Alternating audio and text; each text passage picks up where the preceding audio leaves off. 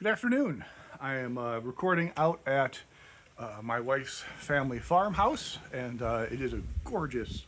I believe fall has come. We can say that cleanly. That fall has come, and it is gorgeous outside. I hope you're able to get outside and enjoy some of this. So, uh, last week we were looking at how the Jewish people are giving the Ten Commandments, the 10 sort of requests. Here's how I request that you live. And then they go into the wilderness for 40 years to learn how to live. And why 40 years? It turns out it takes raising an entire new generation. It's not enough to say you need to learn how to live differently. It's in the act of the parents teaching the children how to live by this that the people start to change. And looking at the way that society's changed, that does make sense. That if you want to change the future, teach a child. And so after this, after 40 years in the wilderness, they have learned how to live as God's people, and then they enter the promised land. They go across the river Jordan and into Judea. And this is a turning point in the Old Testament that is not often marked, but it's a significant shift because up until they cross the river Jordan and they go into Judea, up till that point, it's the Hebrew people. It's a group of people with a common background, ethnicity. You might say it's the Hebrew ethnic group, the 12 tribes of the same that go back to Abraham. When they cross the river Jordan into Judea, now they're Jews. This is when that shift happens. Now they are the Jewish people because it is the Jewish. It's a group of people that are connected to a specific land, the land of Judea.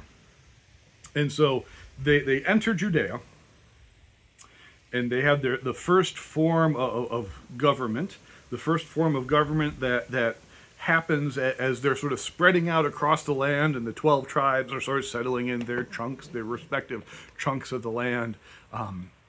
This is their first way of governing themselves is with judges. And the book of Judges, which is leading into Ruth, which is what we're covering today, explains how a judge would be called, a judge would rise up. I think more of like the sheriff riding into town than judge today is like robes and all of that. That's not what. In biblical times, the judge is more like a sheriff who rides into town to clean up this town. And so in this time, in the time of Judges, as told in the story of the book of Judges, this doesn't go well. The refrain in the book of Judges that captures this is, there was no king in Israel, and everyone did what was right in their own eyes. Such a great refrain. And the reason everyone did what was right in their own eyes was connected to there not being a king, because the task of the king, this goes back to Deuteronomy, the task of the king is to write for himself. This is in Deuteronomy 17. When he sits on the throne, he shall write for himself in a book a copy of this law, the book of Moses, the Torah, right? From which he is from that which is in charge of the Levitical priest, and it shall be with him, and he shall read it all the days of his life, that he may learn to fear the Lord by keeping all the words of this law and these statutes and doing them. And so the first task of a king in the Jewish tradition is to study and live by Torah, and then to teach the people to do the same. And so to say that there was no king in Israel, what that's specifically saying is that there was no one who was empowering the people, teaching the people, leading the people to have a moral center, a moral core, that this is what is right and good and true.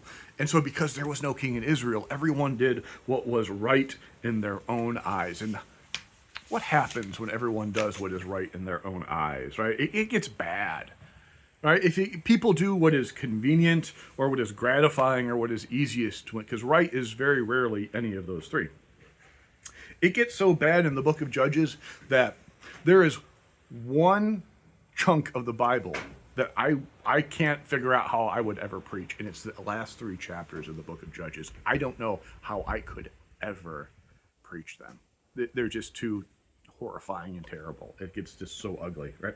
So in the middle of this mess, Like Ruth is the book that comes right after Judges. And so in the middle of the mess of Judges, we find this gem of the story of Ruth.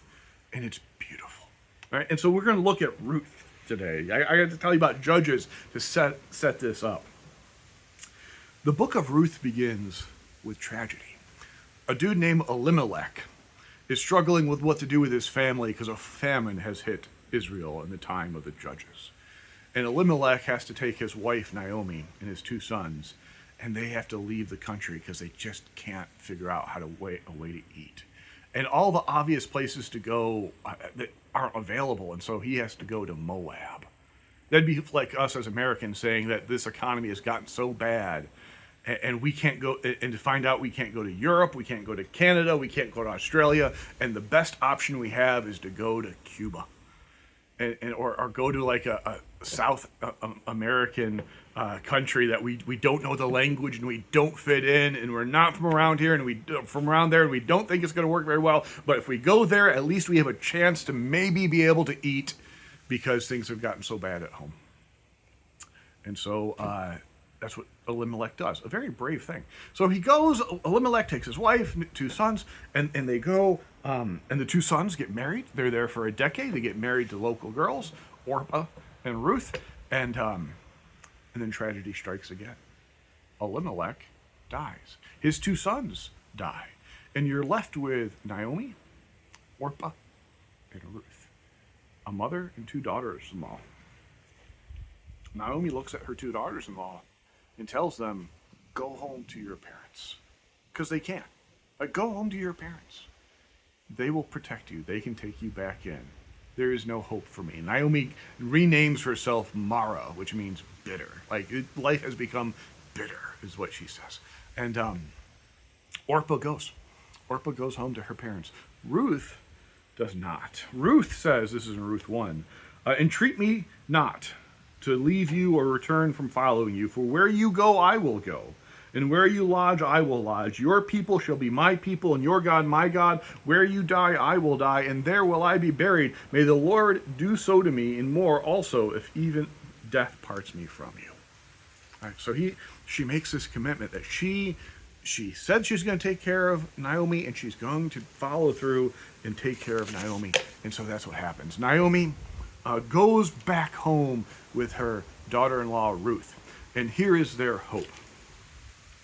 The hope is that now that the famine has passed, they will be able to glean and thus survive. So here's how Israel was meant to live. It's in Leviticus 19. When you reap the harvest of your land, you shall not reap to the very edges. You shall not gather the gleanings after you harvest. When you go through a field and you harvest everything you can the first time, if you go back through the field, anything that you missed, that's called the gleanings. And so you can't go back over the field a second time to make sure you didn't miss anything. So you leave the edges of your fields unharvested, and you don't go over it a second time to pick it bare.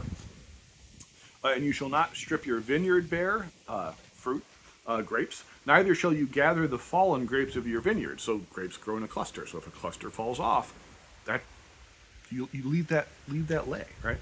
You shall leave them for the poor and the immigrant. I am the Lord your God. That's what it says in Leviticus 19. And I appreciate that it says, I am the Lord your God right after. It's like, now, why are you doing this? This is why you're doing this. And I know you don't want to, and that's what I'm telling you. Why do I have to do this? Because I'm in charge. I'm dad. This is what I said, so this is what we're going to do this weekend, right? You're going to clean the garage. Like, this is a leaning into it. This is what you have to do to take care of the immigrant and the poor person. And I know that as a farmer, it's hard to leave some left in the field, but you got to do it. And the logic is, those who are hungry should be able to eat if they are willing to work. Like, this is good. This is the Old Testament's theory of how we handle poverty. Everyone should be able to eat, but you got to be willing to put some work in. Okay, that works, right? And so Naomi knows that. She goes back home with Ruth. And Ruth is struggling. She's got to learn a new language. She's not from around here. She doesn't look like she's around here. She has a weird accent, even if she doesn't know the language. And but she goes home, or she goes to Naomi's home, and the next morning, they got to eat. So she goes out to a field, and she hits it. And she is working, and she is working, and she's working such that when the people working the field, whose field it is, the workers for the person whose field is show up, she's already been there for a while working, and they start working the field. And the owner of the field, a dude named Boaz, asks, who is she? The workers tell him, that's Ruth. She's been here since before we got here. She hasn't stopped working the whole time. And Boaz knows who Ruth is because that's the talk of the town, that Elimelech's wife and daughter-in-law have come back home. And so he sees her working and he tells her, if you need water, this is where you come drink our water and come eat, share our lunch with us. And you just keep on working and you just go for it. We're glad you're here. And this is wonderful. And so Ruth goes home to Naomi, and she has what she has gleaned that day, all the stuff that was left behind in the field, and Naomi is ecstatic. Naomi loves this because she tells her daughter-in-law, like, not everyone would have let you do this. Like, it kind of hints at some of the context of the judges. Like, they know how they're supposed to live, but everyone does what's right in their own eyes. And so some people were harvesting the entire field to the edges, going back over it, taking the gleanings, and not being willing. They wouldn't have let. So there are some people who would not have let Ruth go and gather what was supposed to be left. And so, yes, they know how they're supposed to live, but not everyone's doing it. And so Naomi is ecstatic. Like, this is awesome. And Boaz, he can be our Goel. Goel. Okay, so Goel. Let me tell you about this. The Goel is the closest family member who, in the case of extreme distress, like all the males in the family dying, can marry Ruth and take Elimelech's family land. And then when Ruth and Elimelech have a child, that child will inherit the land and continue Elimelech's family. Because the lineages matter so much in the Jewish tradition, the Jewish people. Like, you got to continue the line. And so the Goel will step forward, marry Ruth, take Elimelech's family land, and continue the line of Elimelech. This is awesome. The translation of the word Goel is redeemer. So, to redeem someone, the offer of redemption, right, is practical. To redeem someone is to get involved when all seems lost and to say, I'm going to take care of, you're going to eat and you're going to have a home and you're going to have family. Like food, land, and family, these are the essentials. To redeem someone is not some like spiritual, esoteric thing. It is practical as can be. The Goel steps in and your life is changed when it looked like it was going to just fall apart. And so I love this. Like the idea that redemption is that practical. Awesome. And so Boaz, he's going to see if he'll be the redeemer. Or Naomi sends Ruth to ask Boaz if he will be the redeemer.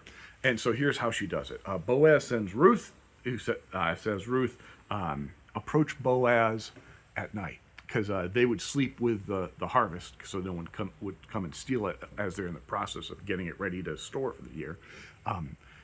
When Boaz falls asleep, Naomi tells Ruth, when Boaz falls asleep, go and uncover his feet, and feet is the word for your entire, everything that from thigh, knee, shin, ankle, foot. In Hebrew, that's all one word, foot, right? And so she says, uncover his foot and lie down there with him. And when he awakes, that's when you can ask him, will you be the Goel for us? And so that's what happens. Boaz wakes up in the middle of the night and he looks down, and there is a woman who has snuck into bed with him and is like laying across his foot, like she's like laying across his like head on his chest type of thing. And he handles this very diplomatically. He said, who are you? And Ruth answered, I am Ruth, your maidservant. He has to ask, like, it's dark, can't see. And he said, I am Ruth, your maidservant. Spread your skirt over your maidservant, for you are next of kin. You are Goel. You are the one who can redeem. And he said, "May you be blessed by the Lord, my daughter. You have made this last kindness greater than the first, in that you have not gone after young men, whether poor or rich.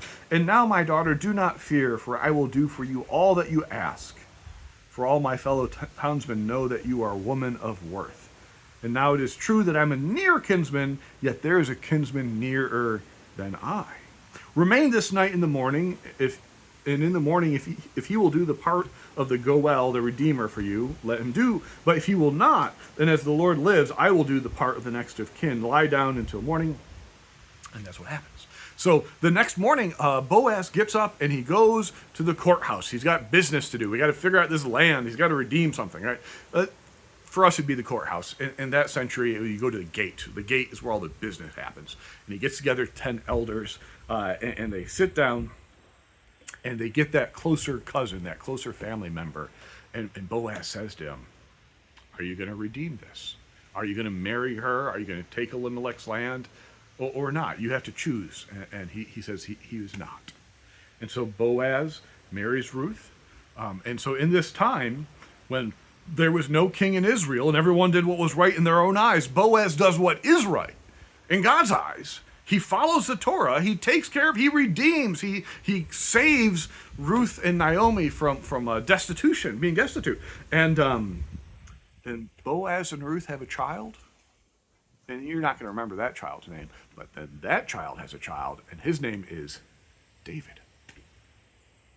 And with David, who becomes King David, there was a king in Israel, and people started doing what was right in God's eyes. And so the very direct way to wrap this up is to say that even when others are doing what is right in their own eyes, even when no one seems to care or notice what other people notice what if anyone is doing right, when it seems like moral standards have gone out the window and everyone is just self-serving, right? Boaz does what is right when no one else is paying attention, and it matters.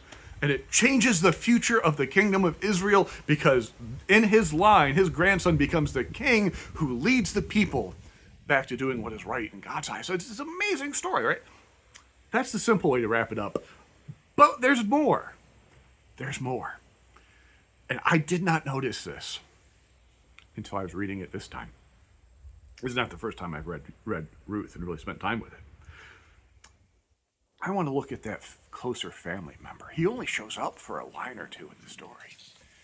But he shows up, which means he lived in town, which means that he knew that Ruth and Naomi were back in town, which means that he knew that Elimelech's wife and daughter-in-law were in town, and he was the closest cousin, he was the closest family member. He was the one who was supposed to redeem them or get off his duff and at least do something about it, and he hung back and did not do anything. And what do we call someone? What do you want to call someone who lets family members suffer and flail in the wind, not sure if they're going to have anywhere to live or have food to eat, while if you have close family who's like floundering like that, and they need help? Like, what do we think of people who don't step in and do something? What would I think of myself if I didn't do something, if I could help a family member, right? This is the dude. Boaz does not go to the gate and just chew on his butt, give him a tongue lashing, and just dress him down because, like, why am I the one who's redeeming this when you were the one who was supposed to take care of this, and you knew it because you were right there in town when it happened? Is there anyone you've ever wanted to chew on like that? I know it. I have. At the moment when Boaz has that other family member at the gate, he could have leaned into him and embarrassed him and criticized him and mocked him, and he doesn't. And I think this is the other thing that makes Boaz so impressive.